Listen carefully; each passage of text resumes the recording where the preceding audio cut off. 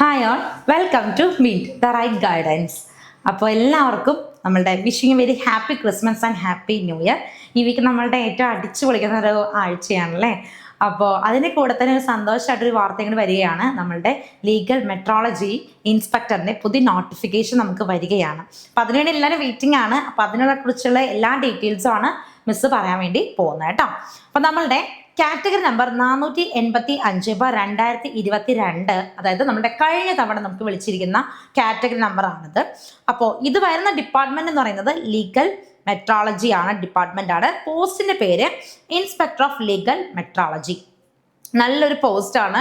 നമുക്ക് നോക്കിക്കഴിഞ്ഞാൽ ഓൾറെഡി പറഞ്ഞ നമ്പർ ഓഫ് വാക്കൻസീസ് 2 ആണെന്നൊക്കെ പറഞ്ഞിട്ടുണ്ട്.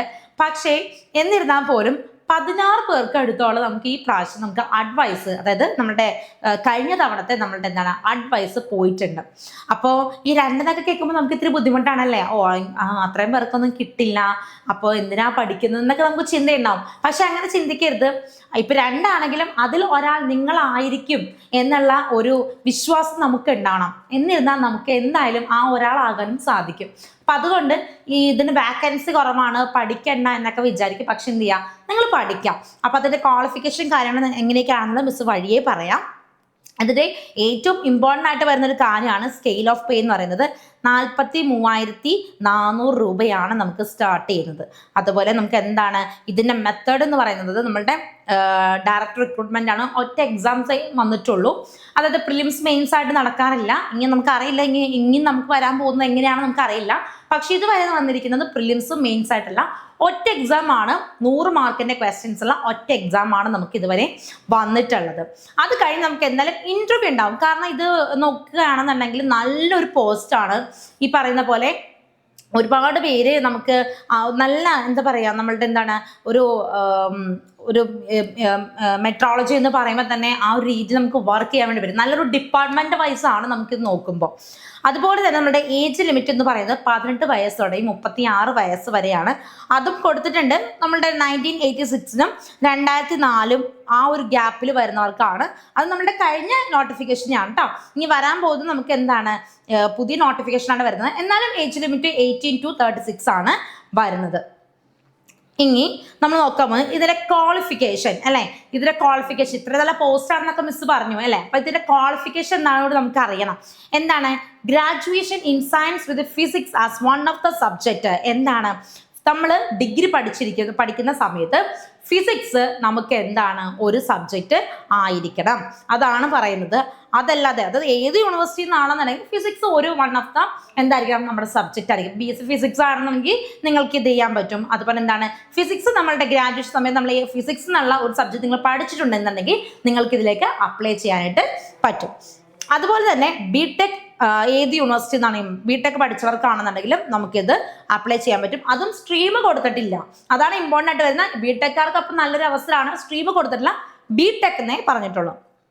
ഇനി പറഞ്ഞിരിക്കുന്നത് diploma in engineering after undergoing A regular course of study in 3 years with 3 year professional experience. എന്താണ് 3 വർഷത്തെ എക്സ്പീരിയൻസും കൂടി നമുക്കത് ആവശ്യമുണ്ട്. അതിപ്പോൾ സെൻട്രൽ ആയിക്കോട്ടെ, സ്റ്റേറ്റ് ഗവൺമെന്റിലായിക്കോട്ടെ, അല്ലെങ്കിൽ എന്താണ് PSC ആയിക്കോട്ടെ, ഏതാണെങ്കിലും രജിസ്റ്റർ ഏത് പബ്ലിക് സെക്ടറിൽ നിന്നായിക്കോട്ടെ 3 വർഷത്തെ എക്സ്പീരിയൻസ് ഉള്ള ഡിപ്ലോമ ഇൻ എഞ്ചിനീയറിംഗ് കഴിഞ്ഞവർക്കാണെന്നുണ്ടെങ്കിലും ഇതിലേക്ക് എന്ത് ചെയ്യാൻ പറ്റും, അപ്ലൈ ചെയ്യാനായിട്ട് സാധിക്കും. അപ്പം നിങ്ങൾ നോട്ട് ചെയ്യുക ആർക്കൊക്കെയാണെന്നുണ്ടെങ്കിൽ ഫിസിക്സ് കഴിഞ്ഞവർ അല്ലെങ്കിൽ ഫിസിക്സ് പഠിച്ചിട്ടുള്ളവർ, പിന്നെ ബിടെക്കാർക്ക്, പിന്നെ ഈ പറഞ്ഞ പോലെ ഡിപ്ലോമ ഇൻ എഞ്ചിനീയറിംഗ് അത് വിത്ത് എന്താണ് 3 years, അതിന് മാത്രമേ ഒരു 3 yearsന്റെ എക്സ്പീരിയൻസ് കൂടി ആവശ്യപ്പെടുന്നുള്ളൂ.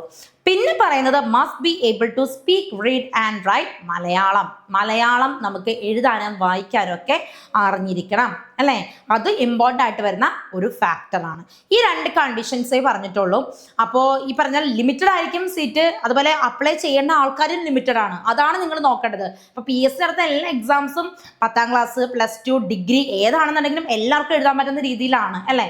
പക്ഷേ ഇത് എന്ന് പറയുന്നത് നിങ്ങൾ പഠിച്ച കാര്യം, അതായത് നിങ്ങളിപ്പോൾ ഫിസിക്സ് ആണെന്നുണ്ടെങ്കിൽ ഫിസിക്സ് പഠിച്ചവർക്ക് ഏറ്റവും നല്ല ഒരു ഓപ്പർച്യൂണിറ്റിയാണ്. ബിടെക് കഴിഞ്ഞവർക്കാണെങ്കിൽ ഏറ്റവും നല്ലൊരു ഓപ്പർച്യൂണിറ്റി ആണെന്നുള്ളത് നിങ്ങൾ മനസ്സിലാക്കുക കേട്ടോ. ഇനി നമ്മൾ നോക്കുന്നത് നമ്മളുടെ ഇതിന് ലാസ്റ്റ്, അതായത് ആ ടൈമിൽ നമുക്ക് ഒരു 1 month നമുക്ക് അറിയാലോ ഏത് ടൈമിംഗ് ആണ് നമ്മളുടെ ഇത് വരുന്നത് എന്നുള്ളത്.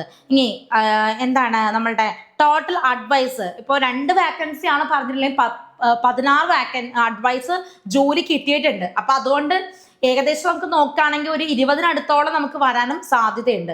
അപ്പൊ അതുകൊണ്ട് നിങ്ങൾ ആരും പ്രതീക്ഷ കൈവിടരുത്. ഇപ്പോൾ എന്താണ് റാങ്ക് ലിസ്റ്റിലുള്ളവരാണെന്നുണ്ടെങ്കിലും അത് ഓർത്ത് വെച്ചിരിക്കുക. ഓക്കെ, അത് കഴിഞ്ഞിട്ടാണ് നമ്മുടെ ഈ നോട്ടിഫിക്കേഷനും കാര്യങ്ങളൊക്കെ വരുന്നത്. 16 ഇപ്പം എഴുതാൻ പോകുന്നവരാണെങ്കിൽ 16 പേർക്ക് അഡ്വൈസ് പോയിട്ടുണ്ട്. അപ്പൊ നമ്മളും അതിൽ ഒരാൾ ആയിരിക്കും അല്ലെ.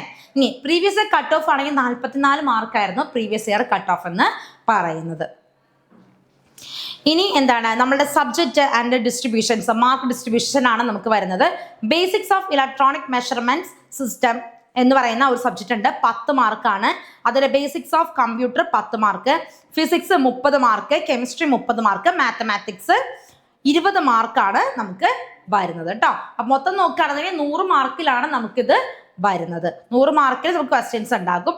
അപ്പോൾ എല്ലാവരും നല്ല രീതിയിൽ പഠിക്കാൻ ശ്രമിക്കുക. നമ്മളുടെ മിന്റ് PSC ഒരുപാട്, അതായത് ഞാൻ എപ്പോഴും പറയുന്നതാണ്, നമ്മൾ ടൈം കളയരുത്. നിങ്ങൾക്ക് വേണ്ടിയിട്ടാണ് നമ്മൾ ഓരോ കോഴ്സും ഒക്കെ നമ്മൾ കൊടുക്കുന്നത്. അപ്പം നിങ്ങൾക്കറിയാം, നമ്മളുടെ സ്റ്റുഡൻസ് എല്ലാവരും നമുക്കറിയാം നിങ്ങൾ എങ്ങനെയാണ് പഠിക്കുന്നത്, അല്ലെങ്കിൽ നമ്മളുടെ എങ്ങനെയാണ് കോച്ചിങ്ങും കാര്യങ്ങളൊക്കെ എങ്ങനെയാണെന്നുള്ളത് നിങ്ങൾക്ക് എല്ലാവർക്കും അറിയാം. അപ്പം എല്ലാവർക്കും ആയിട്ട് നമ്മളുടെ എന്താണ് ഇപ്പം കോഴ്സ് എടുത്ത് പഠിക്കാൻ ബുദ്ധിമുട്ടുള്ളവർക്കാണെങ്കിൽ എല്ലാവർക്കും വേണ്ടിയിട്ട് ഈ ക്രിസ്മസിന്റെ ഭാഗമായി നമ്മൾ ഇന്നലെ മുതൽ 26-ാം തീയതി വരെ നമ്മുടെ എല്ലാ കോഴ്സും 25% ഡിസ്കൗണ്ട് ആണ് നമ്മൾ പ്രൊവൈഡ് ചെയ്യുന്നത്. അപ്പൊ ഇത് നിങ്ങൾക്ക് ലഭിക്കാൻ വേണ്ടിയിട്ട്, അതായത് നമ്മളുടെ കോഴ്സിന്റെ ഫീയുടെ 25% ആണ്. അപ്പൊ അത് നിങ്ങൾക്ക് കിട്ടാൻ വേണ്ടിയിട്ട് നിങ്ങൾ നമ്മളുടെ എന്ത് ചെയ്യുക, പ്ലേ സ്റ്റോറിൽ മിന്റ് PSC ആപ്പ് ഡൗൺലോഡ് ചെയ്യുക. അത് നിങ്ങൾക്ക് ഡയറക്റ്റ് പർച്ചേസ് ചെയ്യുന്നതാണ്. അതിൽ കോഡ് യൂസ് ചെയ്യേണ്ടത് ക്രിസ്മസ് XMAS എന്താണ് 50 എന്ന കോഡ് യൂസ് ചെയ്തിട്ട് നിങ്ങൾക്കത് ഡയറക്റ്റ് ആയിട്ട് പർച്ചേസ് ചെയ്യാവുന്നതാണ്. അപ്പൊ എല്ലാവർക്കും എന്താണ് happy Christmas and happy new year. എല്ലാവരും അടിച്ചു പൊളിക്കാം. കൂടെ പഠിക്കാനും ആരും മറക്കരുത്. പിന്നെ കോഴ്സിനെ കുറിച്ചുള്ള എന്തെങ്കിലും ഡീറ്റെയിൽസ് ഒക്കെ നിങ്ങൾക്ക് അറിയണമെന്നുണ്ടെങ്കിൽ താഴെ കാണുന്ന നമ്പറിലേക്ക് കോൺടാക്ട് ചെയ്യാം കേട്ടോ. അപ്പൊ എല്ലാവർക്കും happy Christmas and happy new year. മിസ്സും അപ്പൊ എന്താണ് ക്രിസ്മസ് ഒക്കെ ആഘോഷിക്കുകയാണ്. അപ്പൊ അങ്ങനെയാണെങ്കിൽ നെക്സ്റ്റ് വീഡിയോ കാണാം. Thank you all.